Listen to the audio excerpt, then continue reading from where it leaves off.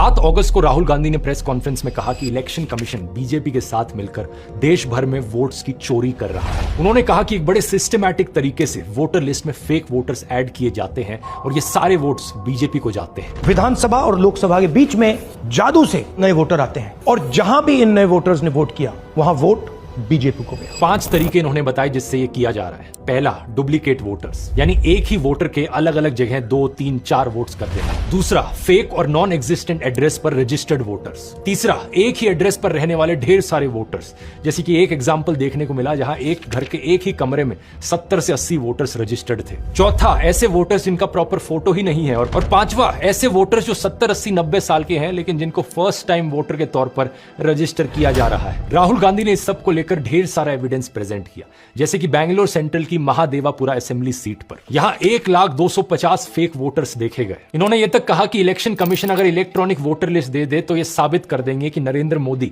धांधली करके प्रधानमंत्री बने हैं। जब इतना बड़ा एक्सपोजे किया गया और इतने बड़े बड़े आरोप लगे तो पता है इलेक्शन कमीशन ने क्या जवाब दिया? कुछ ही सेकंड्स के अंदर वो ट्वीट करके कहते हैं कि ये एलिगेशंस मिसलीडिंग है। कोई इंक्वायरी नहीं, कोई चेकिंग नहीं, किसी एग्जैक्ट पॉइंट का कोई काउंटर जवाब नहीं, बस मिसलीडिंग घोषित कर दिया। और ऊपर से यह कहा इलेक्शन कमीशन ने कि अगर जांच करवानी है, जांच तभी होगी जब राहुल गांधी एफिडेविट पर साइन करके ओथ लेंगे कि ये सारा डेटा सही है। बताओ जरा। लेकिन कुछ मीडिया हाउसेस ने अपनी इन्वेस्टिगेशंस करी। इंडिया टुडे ने अपनी इन्वेस्टिगेशन करी जिसमें राहुल गांधी का महादेवापुर में मुन्नी रेड्डी गार्डन के हाउस नंबर 35 पर 80 वोटर्स का रजिस्टर होने का दावा सही मिला। ये 10 से 15 स्क्वायर फीट का एक कमरा था जिसमें केवल एक व्यक्ति रहता है, जिसके हिसाब से इस घर का ओनर बीजेपी से जुड़ा जयाराम रेड्डी है। लेकिन इस एक कमरे के एड्रेस पर 80 से ज्यादा वोटर्स रजिस्टर्ड थे। अब बात यहां पर यह है दोस्तों कि पहली बार नहीं है ऐसे आरोप लगे हों। दिल्ली इलेक्शन से पहले भी ढेर सारे सबूत प्रेजेंट किए थे आम आदमी पार्टी ने, जो दिखा रहे थे कि एक वोटर फ्रॉड हो रहा है। इन्होंने एक ही विधानसभा में शादरा में 11,008 वोट काटने के लिए एप्लीकेशन दी।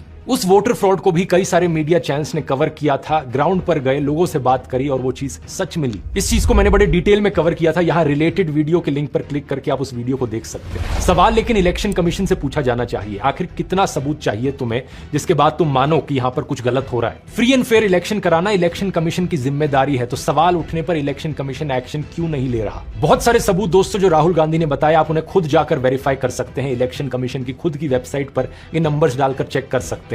ये बात बार बार सही साबित हो रही है। और अगर सुप्रीम कोर्ट और इलेक्शन कमीशन यहां पर एक्शन नहीं लेंगे तो यहां हमारा देश एक डेमोक्रेसी है भी या नहीं?